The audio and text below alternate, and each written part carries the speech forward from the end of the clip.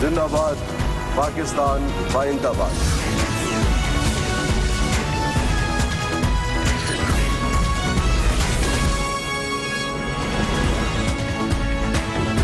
آپ دیکھ رہے ہیں خبروں، تبصروں اور تجزیات پر مبنی پاکستان کا سب سے معتبر نیوز شو دنیا، کامران خان کے ساتھ۔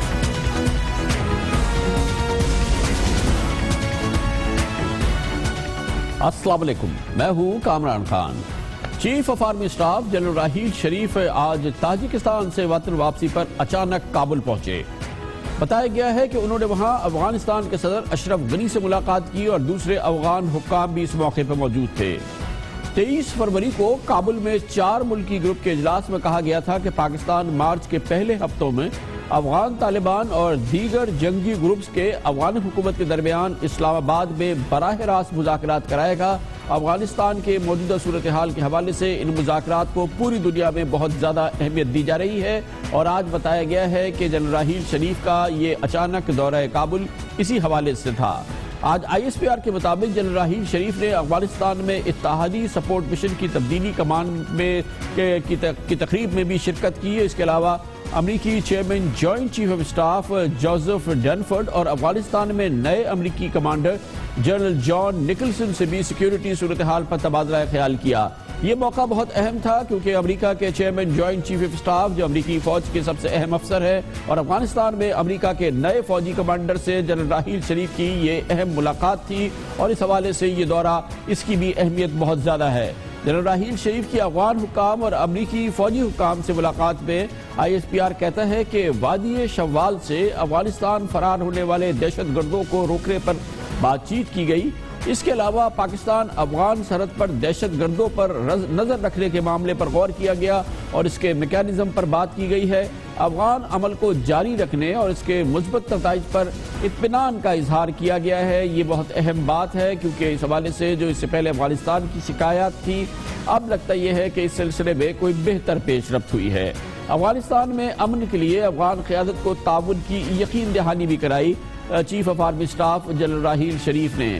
اس سے پہلے جنرل راحیل شریف وزیر اعظم نواز شریف کے ہمراہ گزشتہ سال 12 مئی کو کابل کا انہوں نے دورہ کیا تھا، جبکہ اس سے پچھلے سال میں 2 سال میں وہ 4 بار کابل کا دورہ کر چکے ہیں۔ پہلی بار وہ 6 نومبر 2014 کو گئے تھے، دوسرا بار وہ سانحہ آرمی پبلک اسکول کے فوراً بعد کابل پہنچے تھے 17 دسمبر کو، اور کابل کا تیسرا دورہ انہوں نے گزشتہ برس 17 فروری کو، چوتھا دورہ 27 دسمبر کو کیا تھا گزشتہ سال۔ اس طرح سے یہ بہت اہم دورے ہیں جو جنرل راحیل شریف کے ہوئے ہیں۔ اسی حوالے سے جنرل راحیل شریف نے پچھلے دنوں قطر کا بھی دورہ کیا تھا۔ قطر کا دارالحکومت دوحہ اس سلسلے میں بہت اہم کردار ادا کرتا رہا ہے۔ افغان حکومت اور افغان طالبان اور جنگجوؤں کے درمیان مذاکرات میں کہا یہ گیا ہے کہ اس دورے کے دوران بھی جو قطر کا دورہ تھا، قطر کی بادشاہ اور وہاں کی جو قیادت ہے اس سے جنرل راحیل شریف نے اسی حوالے سے گفتگو کی۔ اس وقت جنرل راحیل شریف جب کابل پہنچے، اس سے پہلے تاجکستان وہ گئے تھے۔ تاجکستان کی سینٹرل ایشیا میں بہت اہمیت ہے، اور تاجکستان ہی وہ ملک ہے جہاں سے گیس پائپ لائن کا اجرا ہوگا، جو کہ تاجکستان، افغانستان، پاکستان سے ہوتی ہوئی بھارت جائے گی، جو کہ اس حوالے سے ایک بہت اہم منصوبہ ہے۔ قدرتی گیس کی ترسیل کے حوالے سے پاکستان نے اس پر دستخط بھی کیے ہیں، اور پاکستان اب اس معاہدے کا پابند ہے۔ یہ اس خطے کے لحاظ سے بہت اہم ڈیولپمنٹ ہے، اور اس سب میں مرکزی کردار ادا کر رہے ہیں، بہت اہم کردار ادا کر رہے ہیں chief of army staff general Raheel Sharif. لیتے ہیں کمرشل بریک، اور اس کے بعد ذکر کریں گے دنیا کے امیر ترین شخصیات کی فہرست فوربس نے ایک بار پھر جاری کر دی ہے۔ وہ امریکی جریدہ جو اس سلسلے میں تفصیلات جمع کرتا ہے، ایک بار پھر امریکہ کی مائیکروسافٹ کمپنی کے بانی بل گیٹس دنیا کے امیر ترین شخص ٹھہرے ہیں۔ یہ پہلی بار نہیں ہوا ہے، پچھلے 22 سال میں 17 بار ایسا ہوا ہے۔ اس کے بارے میں آپ کو بتائیں گے چھوٹے سے وقفے کے بعد۔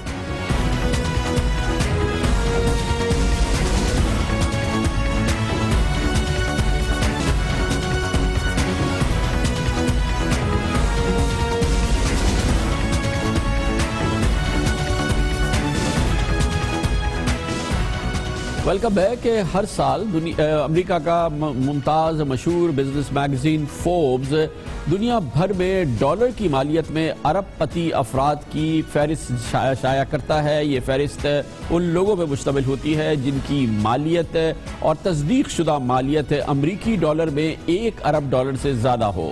2016 میں فوربس کی ارب پتی کی جو افراد کی جو فہرست ہے وہ اب سامنے آ گئی ہے, اور اس سال بھی امریکہ کی مائیکروسافٹ کمپنی کے چیئرمین بل گیٹس سر فہرست ہیں. بل گیٹس جو کہ مائیکروسافٹ کے بانی ہیں, مسلسل تیسرے سال فوربس کی فہرست میں نمبر 1 پر آ رہے ہیں. تیسری بار ہے گزشتہ 3 سالوں میں ہیٹرک انہوں نے مکمل کی ہے کہ وہ دنیا کے امیر ترین شخصیت برقرار رہے ہیں. مائیکروسافٹ کے بانی جناب بل گیٹس پچھلے 22 سال میں 17 مرتبہ ارب پتی افراد کی فہرست میں پہلے نمبر پر آ چکے ہیں. 22 سال میں 17 بار, یعنی کہ گزشتہ 22 سال سے تقریباً مسلسل بل گیٹس ہی دنیا کے امیر ترین شخص ہیں. اس سال ان کی دولت کا تخمینہ تقریباً $75 ارب لگایا گیا ہے, جو کہ تقریباً پاکستانی 7,500 کروڑ روپے ہے. تاہم یہ پچھلے سال کے مقابلے میں لگ بھگ $4 ارب کم ہے. یہ آپ کو بتاتے چلے کہ یہ کمی بیشی ہوتی ہے مائیکروسافٹ کے شیئر کی قیمتوں کے حوالے سے, کیونکہ ملکیت کا اور مالیت کا اندازہ ان کمپنیز کے حوالے سے ہی ہوتا ہے جو کہ لسٹڈ ہیں, جن کی شیئر کی مالیت ہے, اور اس شیئر کی مالیت کی بنیاد پر, ان شیئرز کی مالیت کی بنیاد پر آدمی کی جو ورتھ ہے اس کا اندازہ لگایا جاتا ہے.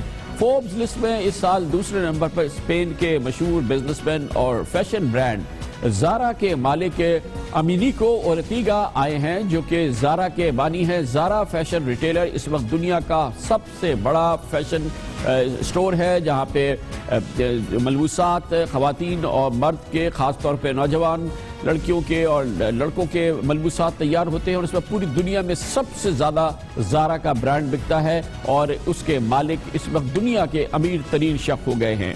جبکہ تیسرے نمبر پر امریکہ کے نامور اور لیجنڈری انویسٹر وارن بفٹ ہیں. وہ بھی اس لسٹ میں مسلسل آتے رہتے ہیں, اور اس سال بھی وہ دنیا کے تیسرے امیر ترین شخص قرار دیے گئے ہیں. مگر اہمیت کی بات, جو سب سے زیادہ سمجھنے کی بات یہ ہے کہ امیر ترین شخصیات, خاص طور پہ جن کا تعلق امریکہ سے ہے, وہ امیر ضرور ہوتے ہیں, دنیا کے رئیس ترین ضرور ہیں, لیکن وہ رفاہی کاموں پہ, چیریٹی پہ جس انداز سے کام کرتے ہیں, پوری دنیا میں اس کا کوئی ثانی نہیں ہوتا. دنیا میں جتنی چیریٹی یہ امیر ترین لوگ, خاص طور پہ جن کا تعلق امریکہ سے ہے, وہ کرتے ہیں, وہ دنیا میں بھی اس حوالے سے نمبر 1 فہرست پر ہوتے ہیں. ان کا نمبر 1 ہی رہتا ہے. اسی لیے بل اینڈ میلنڈا گیٹس فاؤنڈیشن, جو بل گیٹس اور ان کی بیوی نے قائم کی ہے, دنیا کی سب سے بڑی پرائیویٹ فاؤنڈیشن ہے, جس کی بنیاد بل گیٹس اور ان کی وائف میلنڈا گیٹس نے سن 2000 میں رکھی تھی. بل گیٹس فاؤنڈیشن نے پچھلے سال پاکستان کو ہی صرف پولیو کے خاتمے کے لیے $12.2 ملین دیے تھے, جبکہ دنیا کے دیگر ممالک میں فاؤنڈیشن غربت کے خاتمے اور صحت کی سہولیات کے لیے اربوں ڈالر خرچ کر رہی ہے.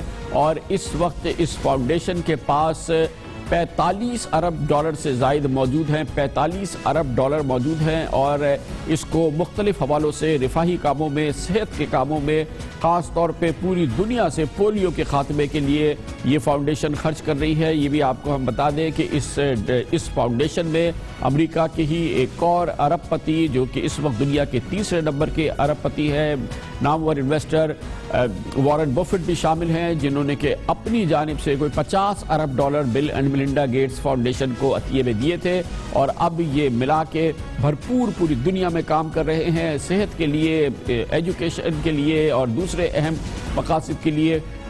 اس کے علاوہ یہ فاؤنڈیشن جو ہے یہ ایسے کاموں میں براہ راست عطیات بھی دیتی ہے جس میں وہ سمجھتی ہے کہ وہ دنیا سے غربت کو, صحت کو بہتر کرنے میں, تعلیم کو بہتر کرنے میں جو دوسری رفاہی ادارے کام کر رہے ہیں اس میں یہ عطیات بھی دیتے ہیں. اور اب تک $28 ارب بل گیٹس اور میلنڈا گیٹس فاؤنڈیشن ڈونیٹ کر چکی ہے.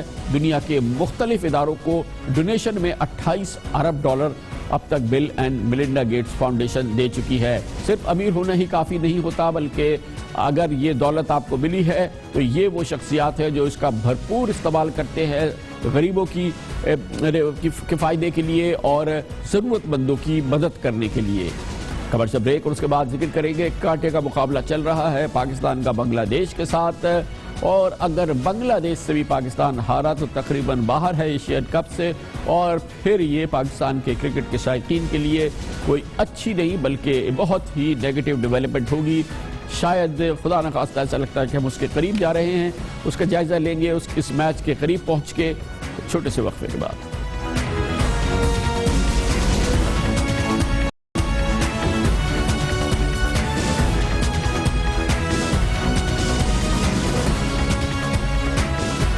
Welcome back. متحدہ قومی موومنٹ ایک انتہائی مشکل صورتحال سے گزر رہی ہے، اس کے امتحانی لمحات ہیں اور ایک بہت ہی تکلیف کا ماحول ہے اس پوری جماعت میں، اس حوالے سے بھی جو کہ آپ نہ دیکھ پا رہے ہیں نہ سن پا رہے ہیں، کیونکہ متحدہ قومی موومنٹ کی سیاست، اس کا وجود، اس کا محور، اس کے قائد جناب الطاف حسین ہے۔ جناب الطاف حسین آج کل جس کیفیت سے گزر رہے ہیں، جن حالات سے گزر رہے ہیں، لاہور ہائی کورٹ کے میڈیا بلیک آؤٹ کی وجہ سے آپ مہینوں سے نہ وہ دیکھ پائے ہیں نہ وہ سن پائے ہیں۔ جناب الطاف حسین ان دنوں نہ صرف یہ کہ سیاسی اکیلے پن کا شکار ہیں، یقینی طور پہ اب وہ زمانہ نہیں ہے کہ جب پاکستان کے جانے والے بڑے سیاستدان، چاہے وہ آصف علی زرداری ہوں، اس وقت کے وزیر اعظم ہوں یا کوئی بڑے ہوں، جناب الطاف حسین سے ملنا ضروری سمجھتے تھے۔ ایک طویل عرصہ ہو گیا ہے پاکستان کی اہم ترین سیاسی اور قومی شخصیات نے ان سے کنارہ کش دکھائی دیتی ہیں، یہ ان کے سیاسی اکیلے پن کی ایک بڑی مثال ہے۔ دوسری جانب میڈیا سے ان کی دوری ہے اور وہ مسلسل ہے، اور نہ صرف وہ برقرار ہے، وہ ختم ہونے کا بھی اس کے دور دور تک آثار نظر نہیں آتے۔ وہ میڈیا سے نہ سنائی دے سکتے ہیں، نہ دکھائی دے سکتے ہیں، نہ ہی ان کی تصویر کسی اخبار میں نظر آ رہی ہے۔ یہ بھی تکلیف کا اور انتہائی اندوہ کا عالم ہے جناب الطاف حسین کے لیے، جو کہ اس سے بالکل دوسری طرح کی زندگی میڈیا کے ساتھ گزارنے کے عادی ہیں۔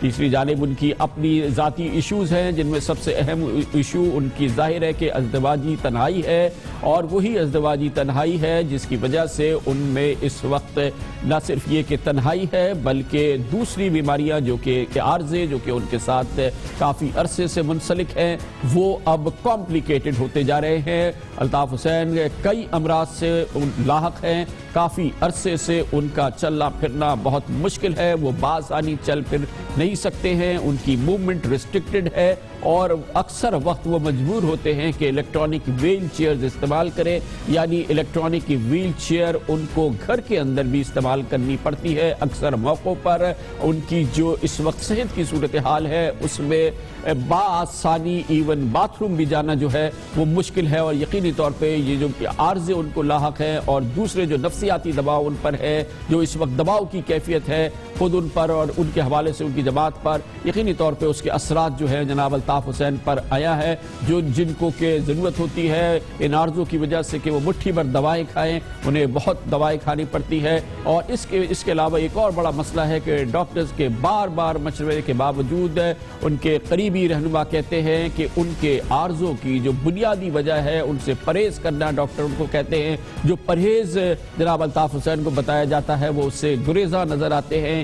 یہ بھی ایک کمپلیکیشن ہے جس کا کہ وہ شکار ہیں، اور اس وقت اس کے اثرات ظاہر ہے کہ متحدہ قومی موومنٹ پر ہوتا ہے۔ جناب الطاف حسین کے اپنی اہلیہ سے اب علیحدگی کو تقریباً 9 سال ہو چکے ہیں، اور یقینی طور پہ ایسے ماحول کے اندر یہ ازدواجی تنہائی جو ہے وہ ایک پیچیدگی کا باعث بنتی ہے جو کہ اس وقت نظر آ رہی ہے۔ جناب الطاف حسین کے جو ہے ان کی بیماریوں اور طبیعت خرابی کی وجہ سے سیاسی حلقے اب بار بار مائنس الطاف فارمولے کی بات بھی کرتے ہیں، جو کہ متحدہ قومی موومنٹ ماننے کے لیے تیار نہیں ہے۔ لیکن اب سے چند ہفتوں قبل جب جناب الطاف حسین کے منی لانڈرنگ کیس کے حوالے سے عدالت میں پیشی ہونے والی تھی، اس سے ایک روز پہلے پہلی بار جناب الطاف حسین کی عدم موجودگی کے حوالے سے متحدہ قومی موومنٹ نے فیصلہ کیا تھا اور ایک سپریم کاؤنسل تشکیل دی تھی۔ الطاف حسین صاحب کے بارے میں ان کے قریبی افراد اور MQM رابطہ کمیٹی کے ارکان جو ہے ان کے حوالے سے بھی جناب الطاف حسین کو مسلسل تسلی نہیں ہوتی، ان کا جو ٹرسٹ لیول ہے وہ اکثر شیک ہو جاتا ہے۔ اپنے قریب ترین جو ان کے ساتھی ہیں، چاہے وہ رابطہ کمیٹی کے لوگ ہوں، چاہے لندن کی رابطہ کمیٹی کے لوگ ہوں، انتہائی قریبی ساتھی ہوں۔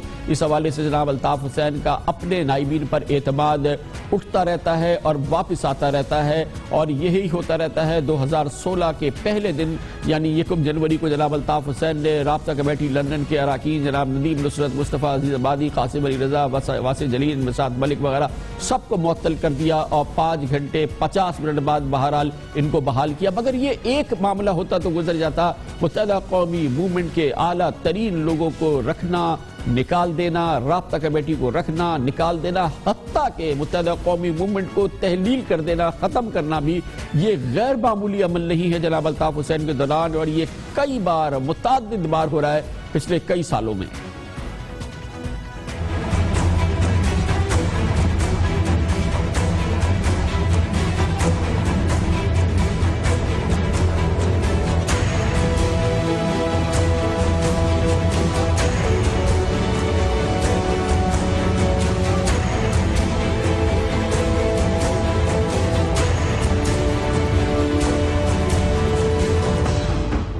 اور یہ سلسلہ اب بھی جاری ہے۔ اب سے صرف چند روز قبل انہوں نے ڈاکٹر فاروق ستار اور ایم کیو ایم کے سینیٹر میاں عتیق کو بھرے اجتماع میں نکالنے کا حکم دیا۔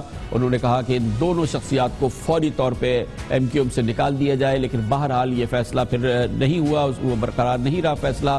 جناب الطاف حسین کے لیے یہ بھی بڑا ایک اہم مسئلہ ہے کہ لندن سے ٹیلی فون خطاب ان کا ہوتا تھا، میڈیا میں وہ گھنٹوں براہ راست بلا رکے نشر ہوا کرتا تھا، اور ظاہر ہے کہ وہ ان کی جو سیاسی ایک اہمیت تھی اور جو ان کی سیاسی تسکین تھی وہ اس کو بہت ہی ظاہر ہے کہ وہ یہ ان کے لیے بہت اہمیت کی بات تھی، اور یہ معاملہ بالکل مکمل طور پہ بدل گیا ہے۔ اس وقت صورتحال یہ ہے کہ لندن میں منی لانڈرنگ کیس کی تحقیقات کے حوالے سے برطانوی پولیس حکام کو مطلوبہ شواہد تو نہیں مل رہے ہیں، لیکن اب بھی وہ ان کے خلاف منی لانڈرنگ کی تحقیقات ختم کرنے کے لیے تیار نہیں ہے، اور یہ خبر گرم ہے کہ اپریل میں اس سلسلے میں اہم پیش رفت ہو سکتی ہے، اور یہ بات خارج از امکان قطعی طور پہ نہیں ہے کہ منی لانڈرنگ کے چارجز دوبارہ لگائے جا سکتے ہوں۔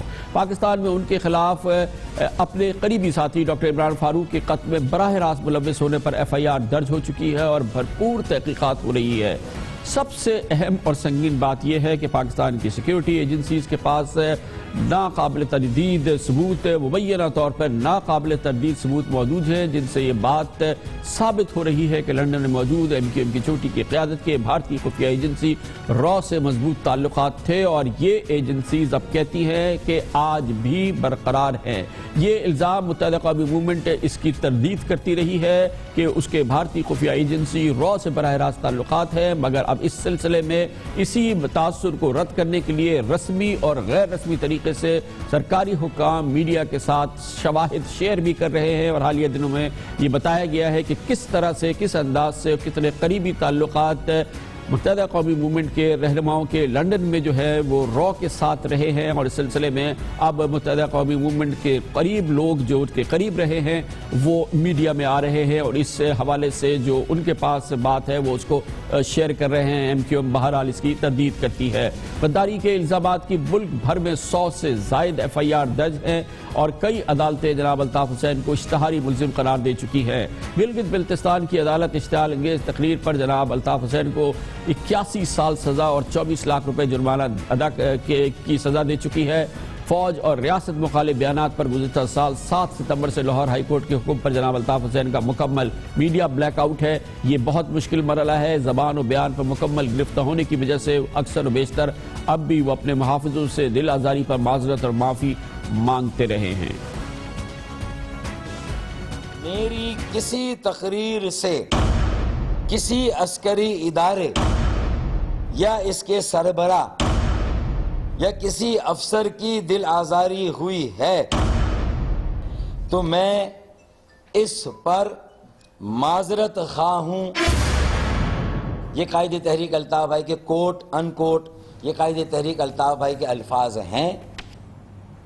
اور اس دوران ایسی بھی صورتحال ہوتی ہے جو کہ شہریوں کے لیے بھی اور ایم کیو ایم کے لوگ کہتے ہیں کہ اس کی بنیادی وجہ وہ ظاہر ہے کہ وہ دباؤ ہے، وہ پریشانیاں ہیں، وہ تکلیف ہے، وہ بیماریاں ہیں، وہ عارضے ہیں جو جناب الطاف حسین کو لاحق ہیں، اور اسی وجہ سے پھر ایسی صورتحال ہوتی ہے جس کا ایکسپلینیشن مشکل ہوتا ہے۔ مثال کے طور پہ حالیہ دنوں میں بیان آیا کہ آئندہ 15 روز اہم ہیں، کراچی کی شہری کھانے پینے کی اشیاء اور دواؤں کا ذخیرہ کر لیں۔ مجموعی طور پہ صورتحال ایم کیو ایم کے لیے سخت ضرور ہے، تکلیف کی صورتحال ہے، امتحانی صورتحال ہے۔ اس میں حالیہ دنوں میں بلدیاتی انتخابات جیتنا بہرحال اس کے لیے ایک بڑی خبر تھی، لیکن اس کی جماعت کے وجود اور اس کی تھنکنگ، اس کی سیاسی سوچ، اس کے مستقبل کی سمت، اس کا محور جناب الطاف حسین کی ذات ہے، اور یقینی طور پہ وہ اس وقت جو ہے وہ کسی بھی صورت سے ان کی کیفیت جو ہے وہ نارمل صورتحال میں نہیں ہے۔ شدید اعصابی دباؤ کے علاوہ شدید جو ان کے عارضے ہیں وہ شدید ہے، اور اس کی وجہ سے ان کی سوچ، ان کی فیصلہ سازی بھی اس سے اثر انداز ہو رہی ہے بری طرح سے۔ لیتے ہیں کمرشل بریک اور اس کے بعد ذکر کریں گے۔ خبر بہت زیادہ نہیں آئی مگر بہت بڑی خبر ہے کہ آزادی کشمیر کی تحریک خود کشمیر میں، مقبوضہ جموں کشمیر میں بہت تیزی سے پھیل رہی ہے، اور وہ شعلہ اس میں نظر آ رہا ہے، وہ اس وقت اس میں وہ آگ جلتی نظر آ رہی ہے جو کہ کئی سالوں سے دیکھنے میں نہیں آئی تھی۔ بھرپور طریقے سے تحریک آزادی کشمیر جڑ پکڑ رہی ہے خود مقبوضہ جموں کشمیر میں، اور کشمیری خود اس کو زبردست طریقے سے لیڈ کر رہے ہیں۔ بہت سٹ پٹائی ہوئی ہے بھارت کی سیکیورٹی فورسز اور پولیس مقبوضہ جموں کشمیر میں۔ یہ بہت اہم خبر آپ کے ساتھ شیئر کرتے ہیں کمرشل بریک کے بعد۔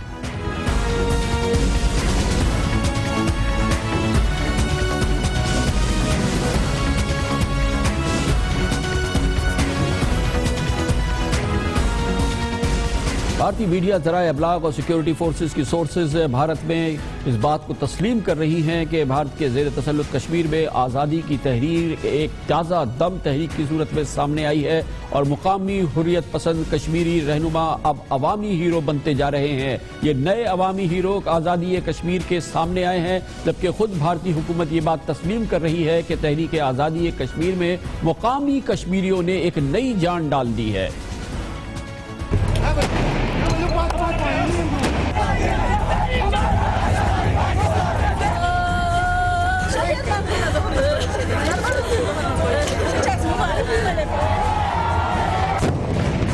میدانی عمل میں اس لیے ہیں تاکہ ہمارے قوم کی ماں و بہنوں کی رتابر و سلامت رہے۔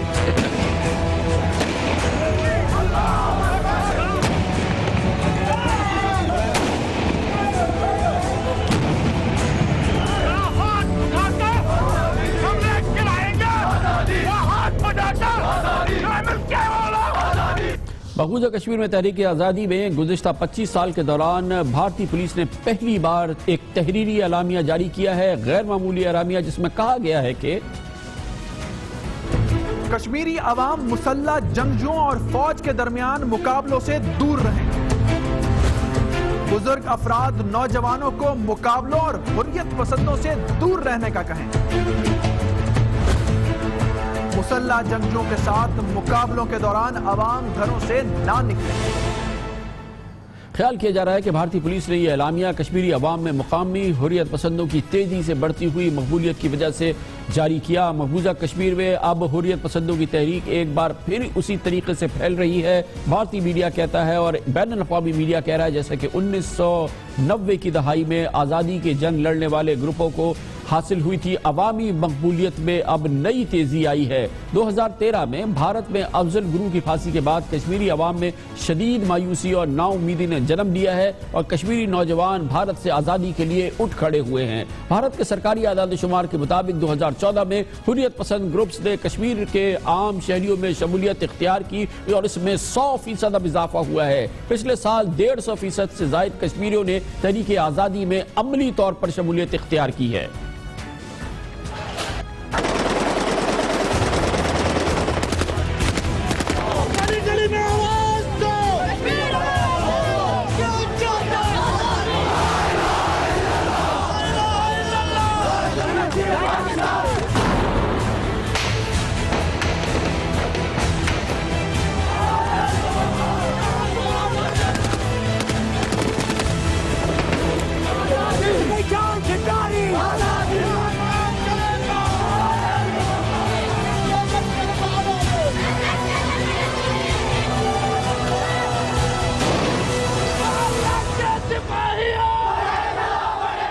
تحریک آزادی کے حوالے سے سوشل میڈیا پر ان دنوں کشمیری نوجوان برہان وانی کی پوسٹ بہت تیزی سے مقبولیت اختیار کر رہی ہیں۔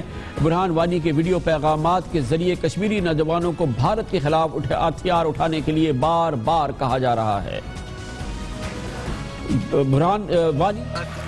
Burhan Wani, a young 19-year-old, is Kashmir's new role model.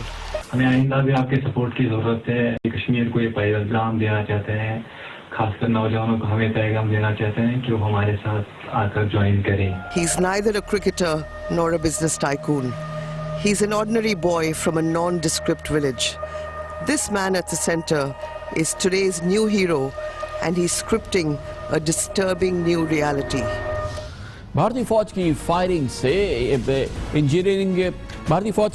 سے انجینئرنگ کا 19 سالہ طالب علم دانش فاروق اور ماسٹرز کی ڈگری کی 22 سالہ طالبہ شائستہ حمید جاں بحق ہو چکے ہیں، جس کے بعد سری نگر سمیت مختلف علاقوں میں شدید ہنگامے پھوٹ پڑے، اور یہی وہ سلسلے ہیں جو کہ اس وقت مجموعی طور پہ نظر آ رہے ہیں۔ 20 فروری کو محفوظہ کشمیر میں پامپور میں 4 حریت پسندوں نے ایک سرکاری عمارت پر قبضہ کیا تھا۔ بھارتی فوج کے 2 کیپٹن، 3 فوجیوں اور 10 افراد کی ہلاکت کے بعد 48 گھنٹے بعد اس عمارت کا قبضہ چھڑایا گیا تھا۔ یہ ایک بہت بڑا واقعہ تھا جو حالیہ دنوں میں ہوا محفوظہ جموں و کشمیر میں۔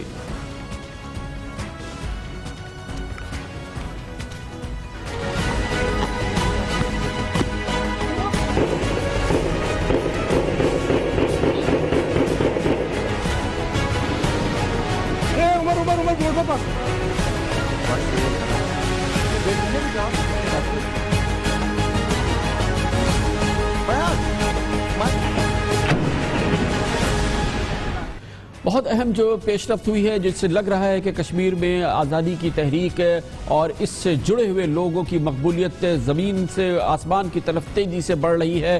4 ماہ قبل واقعہ ہوا تھا جب کشمیری کمانڈر ابو قاسم کی نماز جنازہ میں دسیوں ہزاروں کشمیریوں نے شرکت کی تھی۔ ایک بہت بڑا اجتماع تھا، جبکہ دوسری جانب بھارتی حمایت یافتہ سابق وزیر اعلیٰ مفتی سعید کی نماز جنازہ میں صرف چند 100 کشمیری شامل ہوئے تھے۔ یہ بہت بڑا مظاہرہ تھا۔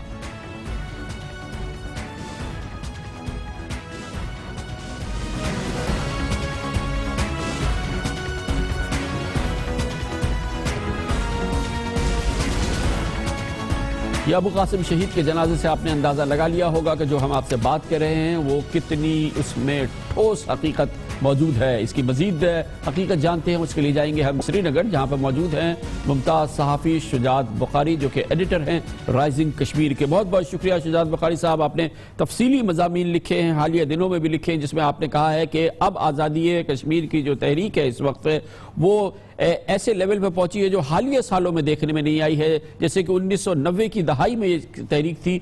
کیوں کہہ رہے ہیں آپ یہ؟ دیکھیں، پچھلی 1-2 برسوں کے دوران جو صورتحال سامنے آئی ہے اس سے اندازہ لگایا جا سکتا ہے کہ جو عسکریت پسند لوگ ہیں ان کی جو تعداد تھی پہلے، وہ کشمیریوں کی تعداد جو ہے وہ بہت کم ہوئی تھی، اور اس میں زیادہ تعداد جو ہے وہ کشمیر سے باہر کے لوگوں کی تھی۔ لیکن پچھلے 1-2 برسوں کے دوران، جیسا کہ آپ نے خود ذکر کیا اور اعداد و شمار دیے، اور جس طرح سے میں نے BBC کے اپنے پیس میں لکھا تھا کہ پچھلے 3 برسوں کے دوران جو عام کشمیری، جو لوکل کشمیری ہیں، ان کی تعداد میں اضافہ ہوتا جا رہا ہے، اور اس کی وجہ مجھے لگتا ہے کئی محرکات اس کے پیچھے ہیں۔ ایک سب سے بڑا محرک جو ہے وہ یہ ہے کہ 2013 میں جب افضل گرو کو پھانسی دی گئی تو اس سے ایک سٹرونگ میسج جو آیا یہاں کے یوتھ میں، اس سے شاید ایک ٹریگر ہو گیا، اور اس کے بعد جو مجھے لگتا ہے کہ جو پولرائزیشن کا ماحول پورے ہندوستان میں چل رہا ہے پچھلے 1-2 برسوں کے دوران، وہ بھی ایک بہت بڑا کنٹریبیوٹنگ فیکٹر ہے اس صورتحال کو جنم دینے میں۔ وہ ایک، اور دوسری بات جو ہے وہ بہت ہی اہم بات ہے کہ پچھلے 8 سال کے دوران جب سے بمبئی کا حملہ ہوا ہے، بھارت اور پاکستان کے درمیان بالعموم اور بھارت اور پاکستان کے درمیان کشمیر کے معاملے پہ بالخصوص کوئی بھی بات چیت نہیں ہوئی ہے، اور جو بھی امن عمل 2003 سے لے کے 2008 تک چل رہا تھا اس کی کوئی بھی यहाँ पे इस वक्त जो वो किसी भी हैयत में मौजूद नहीं है, उस दौरान कश्मीरी अवाम को ये तासुर मिल गया था कि शायद भारत और पाकिस्तान मसले कश्मीर को हल करने के सिलसिले में संजीदा है, लेकिन उसके बाद वो सारा जो मामला है वो रुक गया और एक सेंस ऑफ डिस्पोंडेंसी और एक फ्रस्ट्रेशन का जो माहौल है वो पाया जा रहा है। बहुत बहुत शुक्रिया जनाब शुजात बुखारी, तफसील से हमें बता रहे थे कि आज़ादी कश्मीर में इस वक्त जो तेज़ी आई है और जो कि एक बहुत बड़ा गैर मामूली अमल है जो कि इस वक्त तहरीक आज़ादी कश्मीर के हवाले से देखने में आया है, इसकी बात कर रहे थे। कमर्शियल ब्रेक, उसके बाद जिक्र करते हैं कराची के शहरी मसाइल के हवाले से अचानक वज़ीर आला सैयद कायम अली शाह को ख्याल आया था गुज़िश्ता हफ्ते उन्होंने कंप्लेंट सेंड बुला दिया था चीफ मिनिस्टर हाउस में, टेलीफोन नंबर्स दे दिए गए थे, शहरियों से कहा गया था कि आपकी शिकायत दर्ज कराएं, वो इसको ठीक कराएंगे। खुद वज़ीर आला इस सिलसिले में मैदान में आ गए थे। हमने कोशिश करी कि यहाँ पे शिकायत दर्ज कराएं और शहरी मसाइल के हवाले से देखें कि वज़ीर आला का ये शिकायत सेल वज़ीर आला सैयद कायम अली शाह कैसे रिएक्ट करते हैं हमारी शिकायत और शिकायत सेल की कारकर्दगी। कमर्शियल ब्रेक के बाद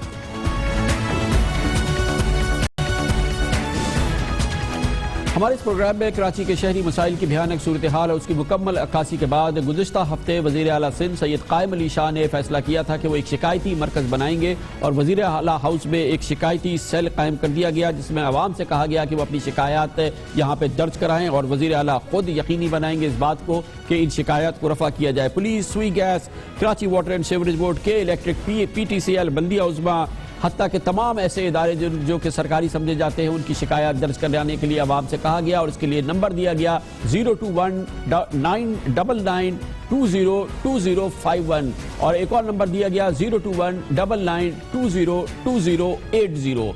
ये नंबर दिए गए और कुछ और नंबर भी दिए गए। हमने सोचा कि क्योंकि ये मसला हमने ही उठाया है तो हम खुद क्यों ना शिकायत यहाँ दर्ज कराएं, टेलीविजन पर दिखाने की क्या ज़रूरत है। हमने शिकायती सेल की जानिब से बरवक्त कार्रवाई ना होने की अवामी शिकायत के बाद मुख्तलिफ इलाकों में दरपेश मसाइल पर शिकायती सेल की कारकर्दगी देखने के लिए एक हफ्ते कबल यानी 25 फरवरी को 3 शिकायत दर्ज कराई और आज हम आपको बता सकते हैं आज के दिन तक इनमें से किसी शिकायत पर कोई एक्शन नहीं लिया गया है। भरपूर शिकायत दर्ज कराई गई। आइए आपको दर्ज कराई गई शिकायत के हवाले से बताते हैं। हमारी पहली शिकायत थी कराची के मुमताज शाहराह फैसल पर FTC फ्लाईओवर के हवाले से। DHA से आते हुए जब ये फ्लाईओवर शाहराह फैसल पर मिलता है तो यहाँ पे बड़े बड़े गड्ढे होते हैं जिसके बाद यहाँ पर कई किलोमीटर लंबा ब्रेक डाउन हो जाता है, ट्रैफिक जैम हो जाता है और ये कैफियत थी जिसके लिए हमने कंप्लेन की और हमें चीफ मिनिस्टर हाउस पे जब फोन किया 99202051 पर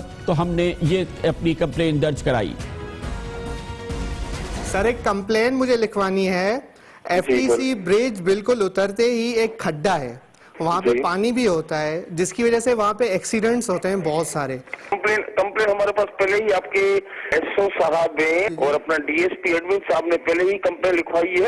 इंशाल्लाह ताला ये दी हुई है। वो खड्डे क्या है कि वो उनको रोड वालों को बोल रहे कि रोड बनाए तो वो बोल रहे कि पानी की कोई छोटी लाइन यहाँ से जारी को पानी लीकेज जब तक बंद नहीं होगा हम रोड नहीं बनाएंगे। कंप्लेन आई है, उसका कंप्लेन नंबर काइंडली मुझे बताना। कंप्लेन नंबर है 8158 और ये कंप्लेन अभी तक पूरी नहीं हुई है। इसके अलावा 3 और कंप्लेन थी। अब से थोड़ी देर पहले तक हमने चेक किया कि कहीं ऐसा ना हो कि इस पे कोई रद्द अमल ना हो गया हो। कोई इस किस्म का रद्द अमल नहीं है और ये वैसे का वैसे ही। इसके अलावा 3 और कंप्लेन हमने दर्ज कराई, उसका भी वही हशर है जो हम आपको कल के प्रोग्राम में आपको बताएंगे। आप भी आजमा लीजिए 02199202051। अगर कंप्लेन नहीं लिखानी तो कम से कम एहतजाज तो आप कर सकते हैं। ये नंबर को याद रखें और इस नंबर पर फोन करें कराची वाले। इसके साथ ही हमारे आज के प्रोग्राम पे खिताब होता है। कल आपसे फिर मुलाकात होगी। कल तक के लिए कामरान खान को इजाजत। अल्लाह हाफिज़ नासिर।